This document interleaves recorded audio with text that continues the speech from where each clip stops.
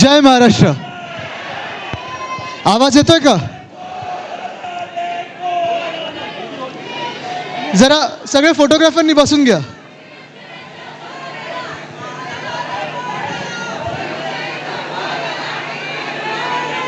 मला वाटतं हॉल पूर्ण पॅक झालेला आहे.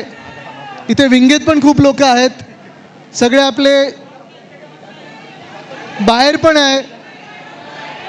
स्पॉटलाइट दिसतोय ना मी?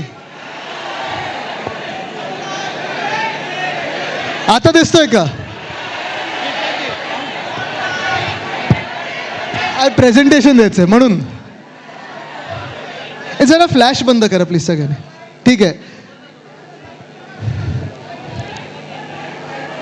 मागे प्रेझेंटेशन येणार आहे म्हणून स्पॉटलाइट नाहीये.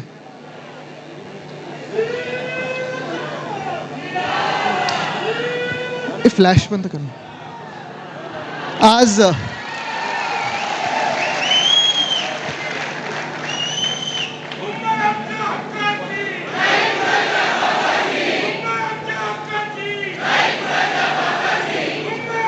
हा उत्साह पाहिल्यानंतर मला वाटत नाही प्रेझेंटेशन किंवा काही सांगण्याची गरज आहे. आज योगायोगाने महाराजांच्या राज्याभिषेकाची तिथीप्रमाणे आज आपण राज्याभिषेक दिन साजरा करत आहोत. पण आज ह्याच महाराष्ट्रावर, आपल्याच मुंबईवर एक संकट मोठं आपल्या दारी येऊन थांबलेलं आहे. निर्णय तुम्ही घ्यायचा आहे की त्या संकटाला तुम्ही घरात येऊ देणार आहात की उंबरठ्यावरनंच परत पळवणार आहात. हा निर्णय तुमच्या हातात आहे.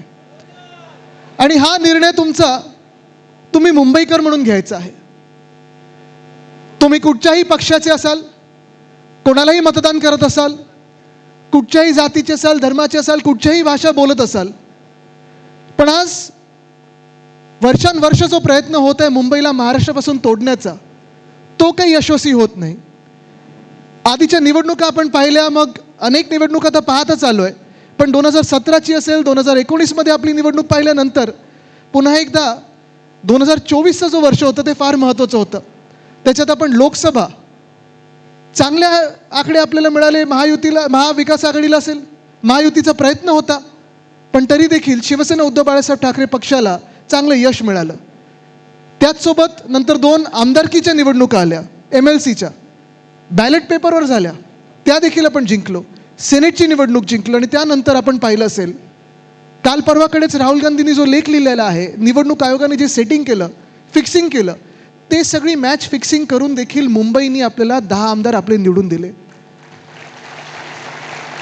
याचा अर्थ हाच होतो की वर्षानुवर्ष ज्यांना मुंबईला महाराष्ट्रापासून तोडायचं होतं, गिळायचं होतं, कदाचित गुजरातला जोडायचं होतं किंवा वेगळं ठेवायचं होतं, हे प्रयत्न मुंबईला जिंकू शकत नाही तर काय करायचं? मग एका उद्योगपतीच्या घशात घालायची मुंबई आणि अशी बनवून ठेवायची मुंबई, प्रायव्हेट लँड काहीतरी करून, की मग तुम्ही मग भले खासदार व्हा, आमदार व्हा, नगरसेवक व्हा, महापौर व्हा, मंत्री व्हा, मुख्यमंत्री व्हा, तुमचा आवाज, मुंबईकरांचा आवाज मुंबईत ऐकू जाणारच नाही, मुंबईत कोणी ऐकू शकणारच नाही, असं दाबून टाकायचा.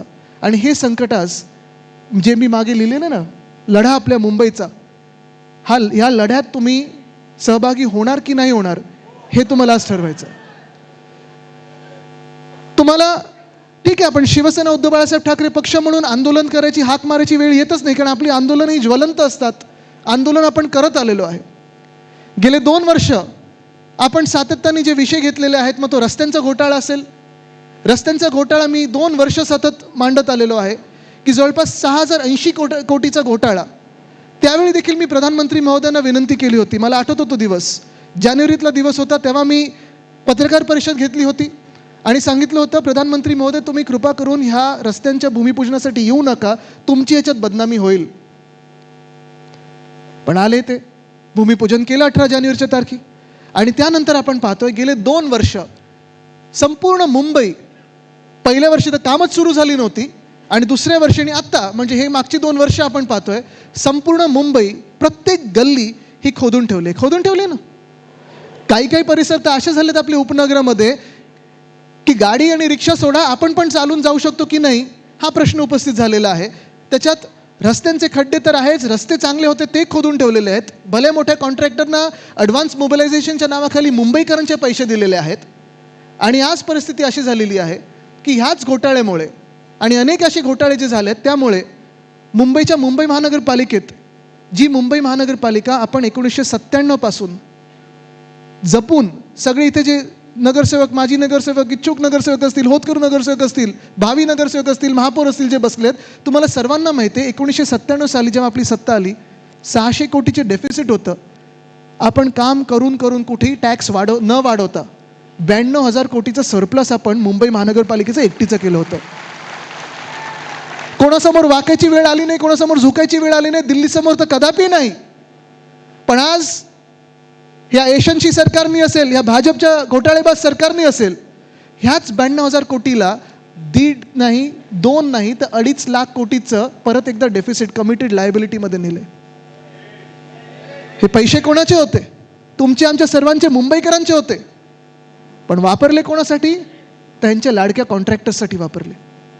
आज आपण पाहतोय ह्याच घोटाळ्यांमुळे, रस्त्याचा घोटाळा असेल, ही सगळी जी घोटाळेबाज कामं हे करून ठेवलेली आहेत, मिंदेंनी करून ठेवलेली आहेत. त्याच भ्रष्टनाथ मिंडेंमुळे, आणि होय मी भ्रष्टनाथ मिंदेच बोलणार कारण ते भ्रष्ट आहेच, त्याच्यामुळेच तर पळायला लागलं होतं त्यांना गुवाहाटीला. पण ह्याच भ्रष्टनाथ मिंडेंमुळे आज आपण पाहतोय BSTचे काय हाल झालेत. दरवाढ झाली की नाही झाली? आपल्या वेळी BST 5 किलोमीटर किती रुपयात जायचो आपण? 10 किलोमीटर किती रुपयात जायचो आपण? 15 किलोमीटर किती रुपयात जायचो? आणि कुठूनही कुठे जर 15 किलोमीटरच्या पुढे असेल तर 20 रुपयात आपण जाऊ शकत होतो. आता भाडेवार झाल्यानंतर किती झाले? दुप्पट. आणि बसेस वाढल्यात का? वेळेवर पगार मिळतात का? BMC कर्मचाऱ्यांना पगार मिळतात का? नाही मिळत आहेत. मग ह्याल मुंबईचे कोणी करून ठेवलेत?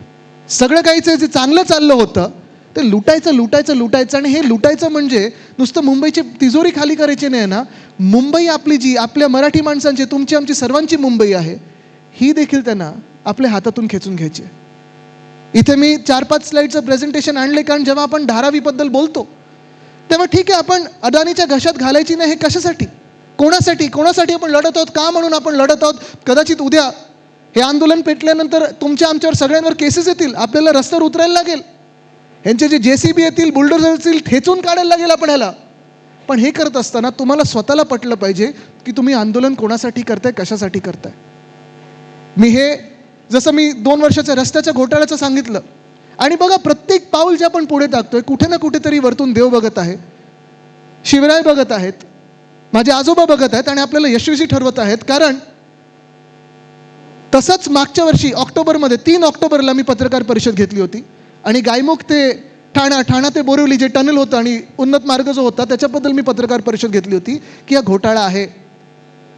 15 दिवसापूर्वी सुप्रीम कोर्टाने पण सांगितलं की हा घोटाळा आहे, टेंडर रद्द करा, नाहीतर आम्हाला तुम्हाला आत टाकायला लागेल. म्हणजे मी रस्त्यांबद्दल बोलत होतो, मी पाण्याच्या प्रश्नाबद्दल बोलत होतो, मी स्ट्रीट फर्निचरबद्दल जे सांगितलं होतं, मी ह्या ठाणे बोरिवलीबद्दल जे सांगितलं होतं, आणि आज जे धारावीबद्दल सांगत आहे मी असेल की उद्धव साहेब असेल, एका वेगळ्या पोटतिडकीने सांगत आहोत. कारण ही मुंबई आपली आहे आणि आपलीच राहायला पाहिजे.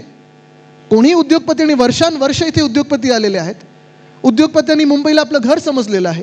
जगात अनेक लोक श्रीमंत झालेले आहेत आणि श्रीमंत होण्यात काही गैर नाही, झालेच पाहिजेत. मुंबईकरचं कोण श्रीमंत होत असेल तर आपल्याला आनंद आणि अभिमानच असला पाहिजे. पण ही श्रीमंती माझ्या मुंबईला लुटून तुम्ही श्रीमंत होऊ शकणार नाही, हे देखील आपण ठरवलं पाहिजे. जर तुम्हाला राहायचं असेल या मुंबईमध्ये धंदा करायचा असेल तर मुंबईकर म्हणून राहा, मुंबईचा आदर करा, मुंबादेवीचा आदर करा, आणि तरच तुम्ही इथे व्यवसाय करू शकाल. आज जो धारावीचा प्रकल्प आपल्या डोळ्यासमोर आपण पाहत आहोत, मला वाटतं धारावी हा प्रकल्प किती लोकांनी आपण ऐकले? धारावीबद्दल सगळ्यांनी ऐकलं ना? काय वाटतं आपल्याला धारावीबद्दल? पुनर्विकास झाला पाहिजे की नाही झाला पाहिजे? झालं पाहिजे ना. धारावीकरांना त्यांची घरं मिळाली पाहिजेत की नाही मिळाली पाहिजेत?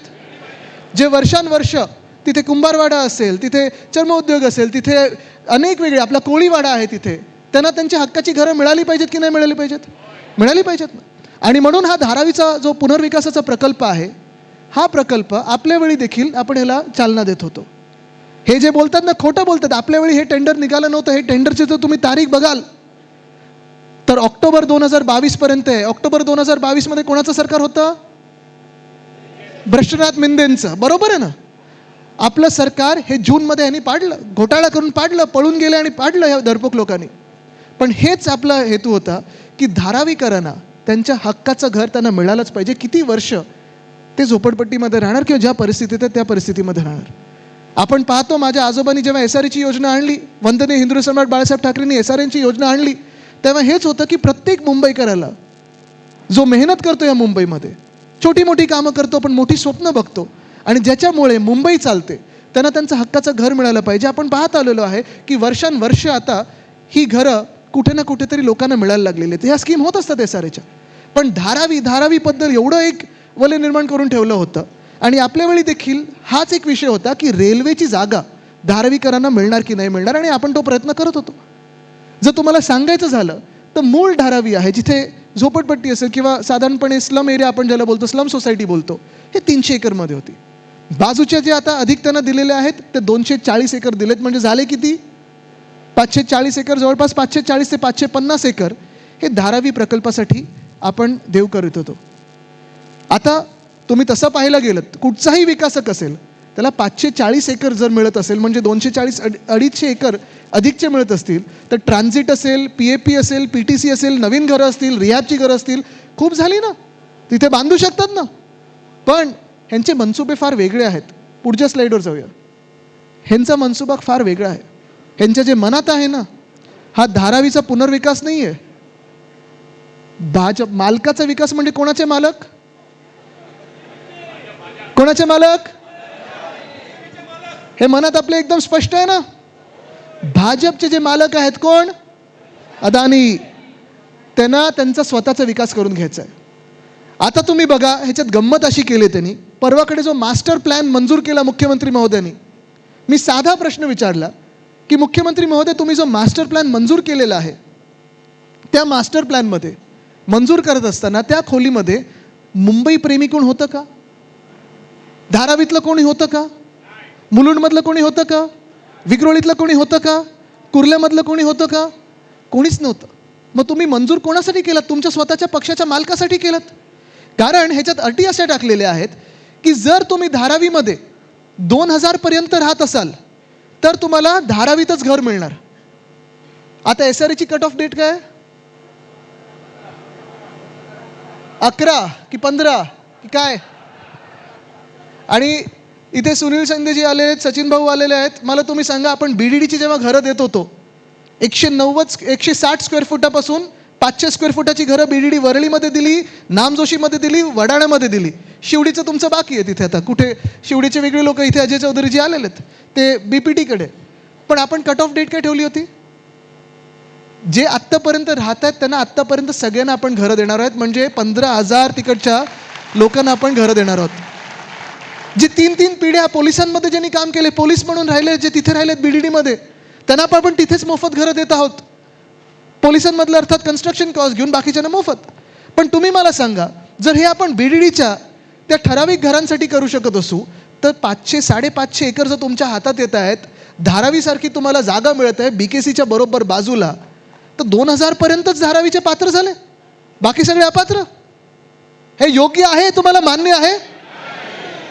धारावीमध्ये पण जे लोक मेहनत करतात, पोटावर आपण पाहतो, सगळे पोटापाणीसाठी जेवढी मेहनत करतात, दिवस रात्र मेहनत करतात. मी स्वतः कोविडच्या वेळी पाहिलेलं तिथे कोण कोण राहतं, कोण कोण तिथे कामं करतात, कशी कामं करतात. ह्या लोकांनी अनेक व्यवसाय इथे मोठे करण्याचा प्रयत्न केलेला आहे. प्रत्येकाला त्यांचं एक मदत मिळते. आणि ह्या लोकांना तुम्ही ठरवताय की 25 वर्षापूर्वीपर्यंत जे राहायचे तेच आता एलिजिबल होणार, बाकी सगळ्यांना हे लोक बाहेर काढणार. म्हणजे तुम्ही विचार करा, किती लाख धारावीकर, किती लाख मूळ मुंबईकर हे त्यांच्या घराच्या बाहेर कोणासाठी काढणार? अदानीसाठी. हा अधिकार दिला कोणी त्यांना? हा विचार करण्याची आता वेळ आलेली आहे.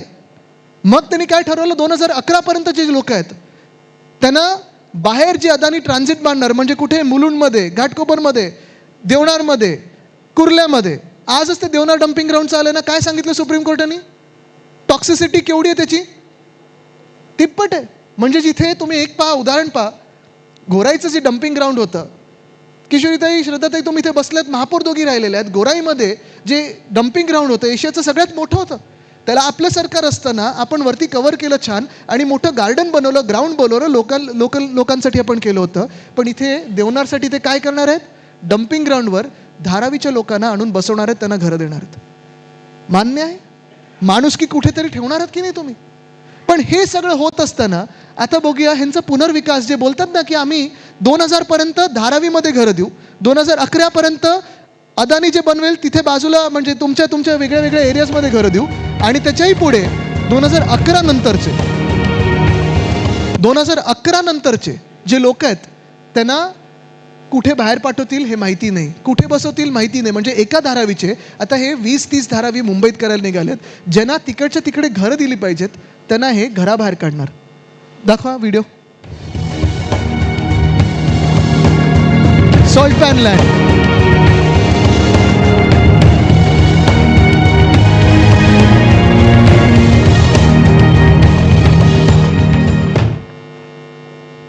ही सॉल्ट पॅन लँड दिसते ना. परवाकडे मास्टर प्लॅनमध्ये मी 2-3 नावं वाचली. आर्थर सॉल्ट वर्क्स हे भांडूपचं, आणि इथे पुढे कांजूरमार्गचं इथे थोडं आहे भांडूप मुलुंडचं. तुम्हाला आठवत असेल जिथे सॉल्ट पॅन नाही आहे म्हणजे मिठागर नाही आहे तिथे आपण आरेची मेट्रो हलवणार होतो. आठवतं ना? 102 एकरमध्ये. केंद्र सरकारने काय सांगितलं तेव्हा? आमची जमीन आहे, मिठागर आहे, तिथे मीठ बनतं, तिथे तुम्ही हे कसं करू शकता? आणि तेव्हाच मी सांगितलं होतं हा तुम्ही घोटाळा करत आहात, कारण तुम्ही मुंबईसाठी जागा वापरू देत नाही आहेत, तुम्ही तुमच्या मालकाच्या घशात घालणार आहात. तेव्हा जे मी बोललो होतो 2021 साली 22 साली ते आज खरं ठरत आहे.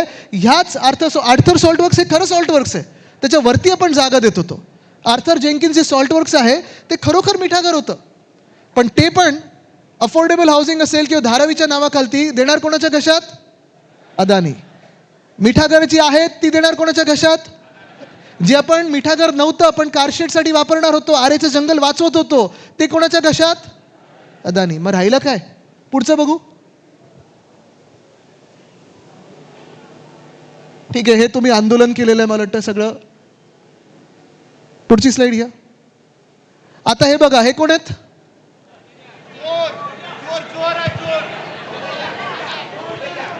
खोटं बोलणारे. हे काय खोटं बोललेले बघा जरा निवडणुकीच्या आधी. हे दिलं त्याला ते दिलं, मुलुंड देऊन टाकली. 1 स्क्वेअर फूट जमीन मुलुंडची कोणाला देण्यात आलेली नाही अध्यक्ष महोदय. 1 स्क्वेअर फूट हे रेकॉर्डवरनं काढा, कारण आमच्या गावात काय हे उद्रेक मचवायचा. रेकॉर्ड नियमाप्रमाणे आलेली नाहीये. खरं बोलतात की खोटं बोलतात? माणसं नाव कोटेच्या ठेवायचं की खोटेच्या ठेवायचं? हे त्यावेळी पण मी सांगत होतो तुम्हाला. दोन्ही निवडणुकीत मी आलो होतो आणि सांगितलं होतं की हे खोटं बोलत आहेत, कारण हे ह्यांच्या मालकासमोर काय आवाज काढणार हो? मालक बोलेल उठ की उठले, बस बोलले की बसले. आता गेले कुठे? मास्टर प्लॅन अप्रूव्ह झाल्यानंतर जरा उद्या परवाकडे जाऊन विचारा, काही करू नका नाही तर परत आपल्यावर केसेस येईल. पत्र पाठवता नाही, एक प्रेमाचं पत्र पाठवा की खोटेच्या साहेब आपण खरं बोलताय की खोटं बोलताय, रेकॉर्डवर चुकीचं असेल तर काढा. पण हा रेकॉर्ड कोण पोचणार? पुढचं बघू. ही कुर्लाची मदर डेअरीचा प्लॉट 21 एकर.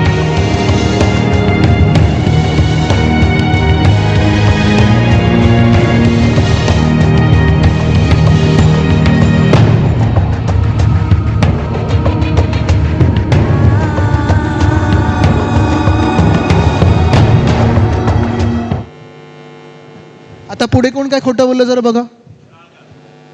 हे आपण आंदोलन केलेलं. हे सगळे तिकडचे स्थानिक लोक आहेत, ती स्थानिक एक NGO देखील आहे. मला माहीत नाही आज आलेत की नाही आलेत, त्यांना सगळ्यांना आपण निमंत्रण पाठवलं होतं. आलेत कुठे? हां बघा इथेच. ह्या लोकांनी तिथे पहिला आवाज केला की मदर डेअरीचा जो प्लॉट आहे तिथे बॉटॅनिकल गार्डन बनवा, लोकांसाठी मोकळी जागा करा, मोकळा श्वास घेण्यासाठी काहीतरी करा. पण तिथे काय करणार? हे कोणाच्या घशात टाकणार आहेत? आणि ह्यांचे जे मालक आहेत भ्रष्टनाथ, ते बोलू शकणार आहेत काही? बघा हे काय बोलतात ते. परवाच त्या ठिकाणी शासन निर्णय झाला आणि धारावीमधल्या काही प्रकल्पग्रस्त जे लोक आहेत, रहिवासी आहेत, तर त्यांचं पुनर्वसन या ठिकाणी केलं जाणार आहे, अशा प्रकारचा हा GR होता.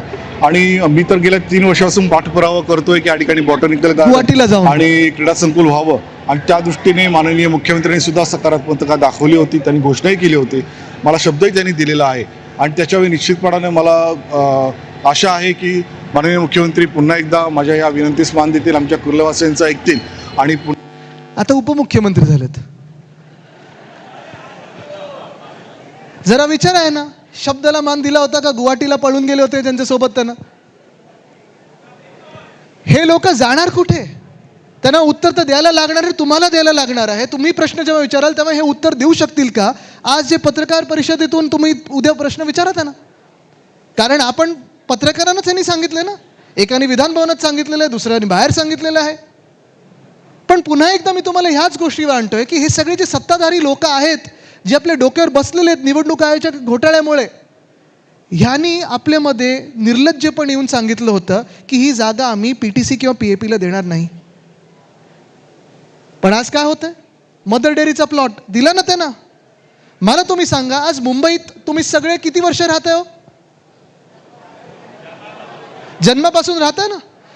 चला एक काम करू, उद्या आपण मंत्रालयात जाऊ आणि मुख्यमंत्री महोदयांना सांगू की आम्ही जन्मापासून मुंबईकर आहोत, आम्हाला बाकी अदानी एवढी जागा नकोय, आम्हाला 1 स्क्वेअर फूट जागा मुंबईमध्ये फुकटात द्या. मिळणार आहे? मिळणार आहे? ज्या सवलती तुम्ही अदानीला देताय तेवढं आम्हाला 1 स्क्वेअर फुटासाठी द्या. मिळणार आहे? मग ज्या सवलती अदानीला मिळत आहेत ते माझ्या मुंबईकरांना का नाही? जे हक्क, जे अधिकार अदानीला मिळत आहेत ते माझ्या मुंबईकरांना का नाही? जे काही फुकटात सगळं मिळत आहे ते माझ्या मुंबईकरांना का नाही? मुंबईकरांवर कर कर. म्हणजे एका बाजूला आपण पाहत आहोत, उद्धव साहेब मुख्यमंत्री असताना प्रॉपर्टी टॅक्स, मालमत्ता कर हा 500 स्क्वेअर फुटांच्या घरापर्यंत आपण रद्द केलेला होता. ते करून दाखवलं आपण काम. ह्याला बोलतात मुंबईवर प्रेम. आणि दुसऱ्या बाजूला भाजप आल्या आल्या प्रॉपर्टी टॅक्स वाढवला ना. कोणी वाढवला? भाजप. BSCची भाडेवाढ केली ना. कोणी केलं? पण फुकटात कोणाला मिळतंय? अदानी. पुढचं काय? हे अक्सा बीच, हे देवनार डम्पिंग ग्राउंड, हे असं आहे आत्ता. ह्या डम्पिंग ग्राउंडसाठी देखील हा सगळा जो कचरा आहे हा लेगसी वेस्ट बोलतात त्याला, वर्षानुवर्षाचा कचरा आहे. जसं गोराईमध्ये आपण केलं होतं. खरं तर ह्याच्यावर हे सगळं ट्रीटमेंट करून ह्याची मोकळी जागा केली पाहिजे, ओपन स्पेस केली पाहिजे, जंगलासारखं केलं पाहिजे, अर्बन फॉरेस्ट केलं पाहिजे. माहीम नेचर पार्क आहे, ज्याला आपण सलीम अली बर्ड पार्क हे नाव दिलं होतं खूप वर्षापूर्वी, तसंच ह्या जागेचं पण झालं पाहिजे. पण इथे ही ट्रीटमेंट न करता ह्याच्यावर देखील धारावीतून आणून लोकांना घर देणार आहेत. माणुसकी गेली कुठे? आज प्रश्न हा पडतोय की ह्याच्यासाठी देखील ही जागा, माझ्याकडे पत्र देखील आहे, जेव्हा अदानी समूह, म्हणजे अदानी म्हणजे मी एका व्यक्तीबद्दल बोलत नाही, जेव्हा मी अदानी बोलतो पूर्ण त्यांचा ग्रुपबद्दल बोलतो, कारण वैयक्तिक भांडण कोणावरही नाही आहे. पण मुंबईवर आलात तुम्ही तर आम्ही लढणार आणि लढणारे जिंकणार.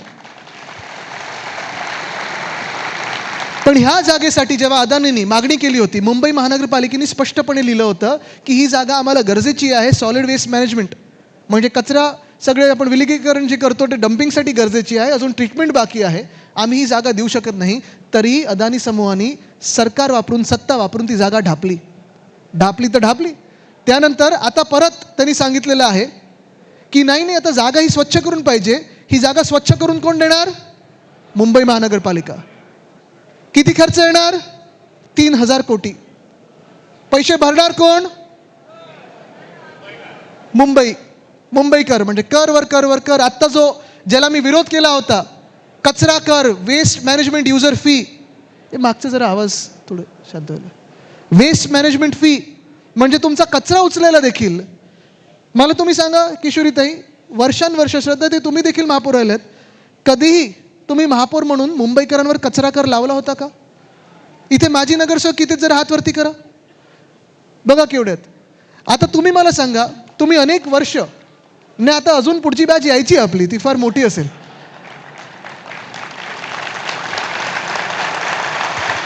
इच्छुक अजून जोरात टाळ्या मारतात. उद्धव साहेब लाईव्ह बघतायत, मला माहित नाही, त्याच्यात मी पडत नाही. पण तुम्ही मला सांगा, नगरसेवक म्हणून तुम्ही कधीही मुंबईकरांवर कचरा कर लावला होता? पण ही अदानीची जागा साफ करून द्यायला ह्याच भाजपाच्या सरकारने कचरा कर लावलेला आहे. ठीक आहे, आता त्यांनी सांगितलं अजून 1 महिना नंतर लावू, थोडं डिफर केलेलं आहे. पण ह्याला आपण कडाडून विरोध करायचा म्हणजे करायलाच लागेल. घ्या पुढची स्लाइड घ्या.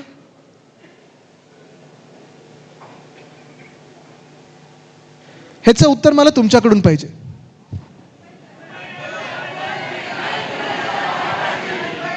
अजून ऐकू नाही आलं, जोरात पाहिजे. इथून नाही ऐकू येतंय, वरतून नाही ऐकू येतंय.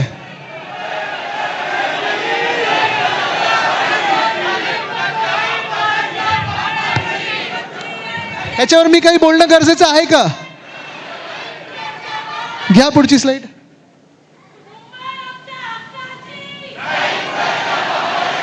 हे तुम्ही होऊ देणार आहात का?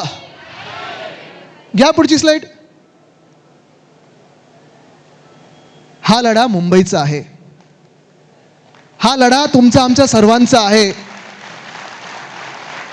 आणि हा फार मोठा लढा आहे, हा ऐतिहासिक लढा ठरणार आहे. जसं संयुक्त महाराष्ट्राचा लढा होता, मुंबई मोडायला निघाले होते, मुंबई तोडायला निघाले होते, मुंबई लुटायला निघाले होते, पण मुंबईकर म्हणून आपण एकजूट राहिलो आणि मुंबई महाराष्ट्राची होणारच ह्याच्यासाठी लढलो. तसं मुंबई आता महाराष्ट्राचीच राहणार ह्याच्यासाठी लढणं गरजेचं आहे. आणि ही काय खोटी भीती दाखवत नाही मी, हे ते व्हॉट्सअप युनिव्हर्सिटी सारखं सांगत नाही मी, हे खरं आहे. एका बाजूला आपण ईशान्य मुंबईमध्ये आज जेव्हा बोलत आहोत तेव्हा ही भीती देखील खरी आहे की मुलुंड असेल, घाटकोपर असेल, विक्रोळी असेल, अक्सा असेल, तिथे पलीकडे मालाडमध्ये इथे भीती लोकांमध्ये आहे की जेव्हा लाखो लोक तुम्ही एका ठिकाणून दुसरीकडे आणणार, बेघर करून आणणार, तेव्हा ही लोक येणार कुठे, राहणार कशी.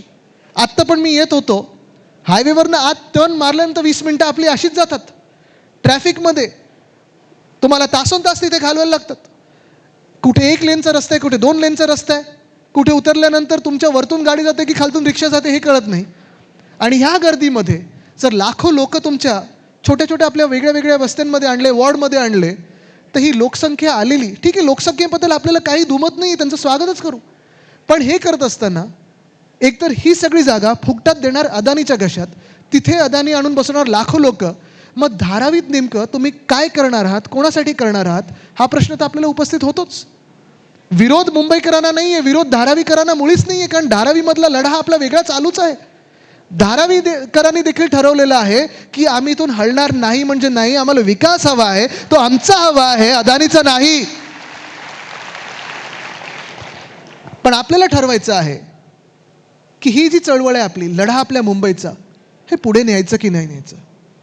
आणि म्हणून आज मी सगळ्यांना आपल्याला बोलवलेले अनेक NGOज आलेले आहेत, आपले आजी माजी पदाधिकारी आहेत, महिला आघाडी खूप मोठ्या संख्येत आहे, युवा सेना, युवती सेना, महिला पुरुष सगळे शिवसैनिक आलेले आहेत. हा लढा फार मोठा असणार आहे, हा एका आंदोलनात संपणार नाही, एका मोर्चात विषय संपणार नाही. पण तुम्हाला घरोघरी जाऊन समजावायला लागणार आहे की आपण का लढतोय आणि कोणासाठी लढतोय. मी तुमच्या सोबत लढायला आलेलो आहे, आदेश द्यायला आलेलोच नाहीये, छातीचा कोट करून आलेलो आहे.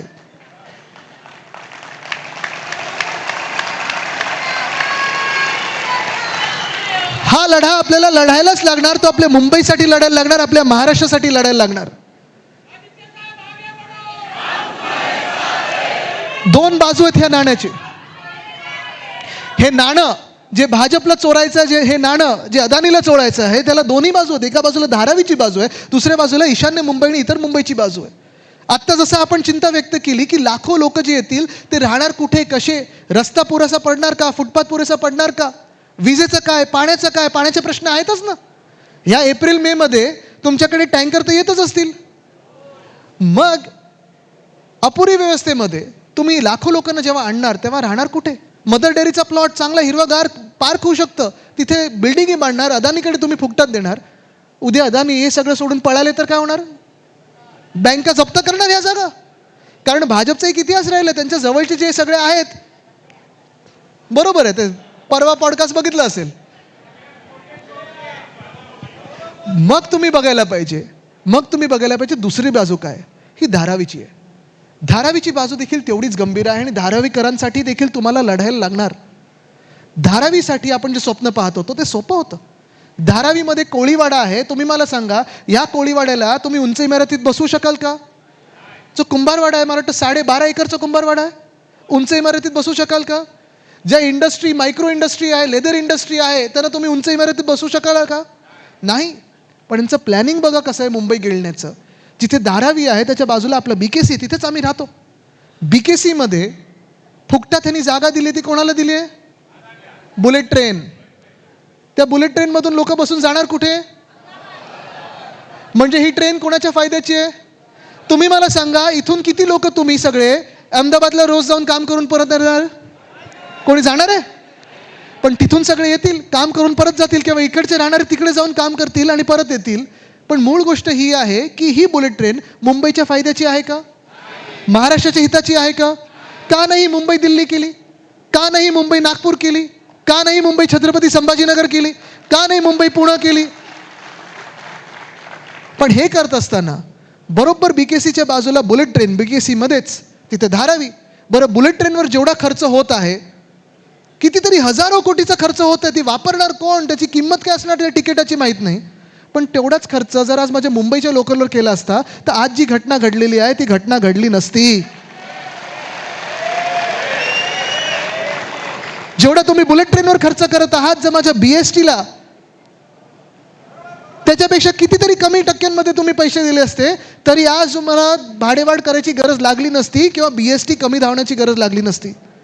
आज जेवढे तुम्ही बुलेट ट्रेनवर खर्च करत आहात तेच जर पैसे तुम्ही सगळे एकत्र करून धारावीकरांना दर्जेदार घरं देण्यात लावली असती ना, अदानीची गरज लागली नसती.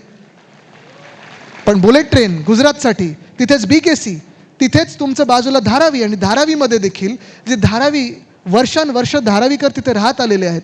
2000 पर्यंतच पात्र, बाकी सगळे अपात्र करून ठेवायचे. म्हणजे लाखो लोक बेघर करायचे, त्यांना पाठवायचं अक्सा बीचला, देवनारला, कांजूरमार्गमध्ये, कधी सॉल्ट पॅनवर. म्हणजे ते राहू शकत नाही तिथे पाठवायचं. माझी मागणी आणि शिवसेना उद्धव बाळासाहेब ठाकरे पक्षाची मागणी ही स्पष्ट आहे. प्रत्येक धारावीकराला एलिजिबल म्हणजे पात्र केलंच पाहिजे, नाही तर आम्ही तिथून हलू देणार नाही.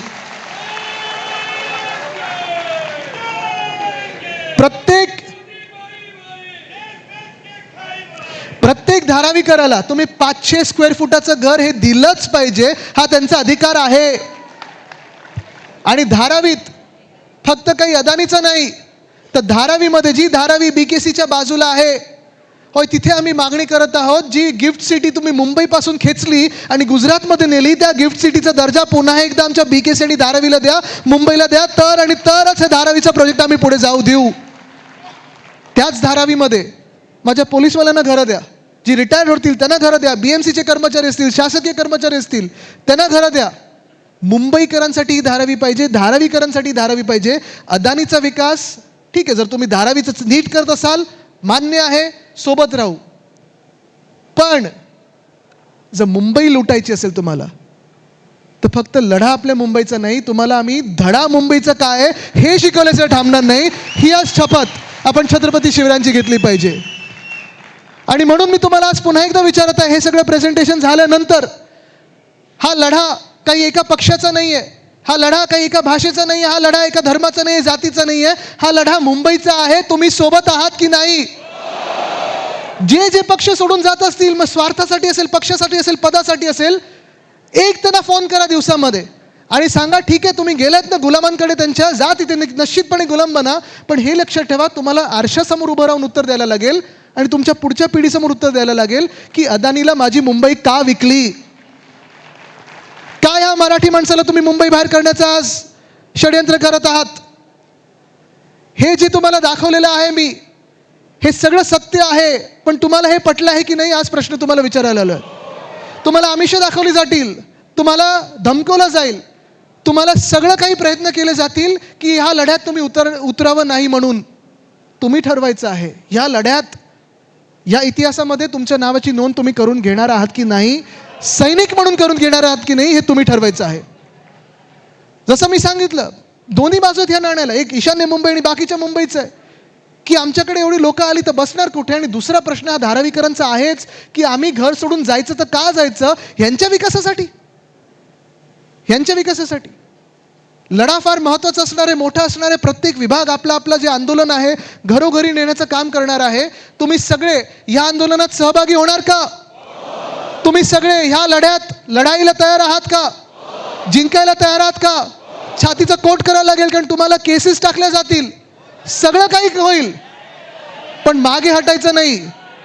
पाऊल टाकलं तर त्यांच्या छाताड्यावरच टाकायसाठी पुढे जायचं, ह्याची तयारी आहे का? आज जसं मी सांगले तिथीप्रमाणे शिवराज्याभिषेक दिन आहे. ते स्वराज्य जर आपल्याला गमवायचं नसेल तर तुम्हाला ही लढाई लढावीच लागेल. या लढाईसाठी तयार आहात का? तयार असाल तर दोन्ही हात वरती करून ताकद दाखवा. ताकद आहे, हिम्मत आहे, जिगर आहे. ताकद, हिम्मत, जिगर एक करून जिंकायला तयार आहात का? मग चला ह्या लढाईला आपल्या मुंबईसाठी तयार होऊया. आणि लढाई ही सुरू झालेली आहे. लढवून जिंकायचं म्हणजे जिंकायचंच, ते ह्या मुंबईसाठी, या महाराष्ट्रासाठी आणि छत्रपती शिवरायांसाठी. धन्यवाद. जय हिंद, जय महाराष्ट्र, वंदे मातरम. अरे मुंबई आमच्या हक्काची. सर्वांनी खाली बसायचंय, सर्वांनी खाली बस.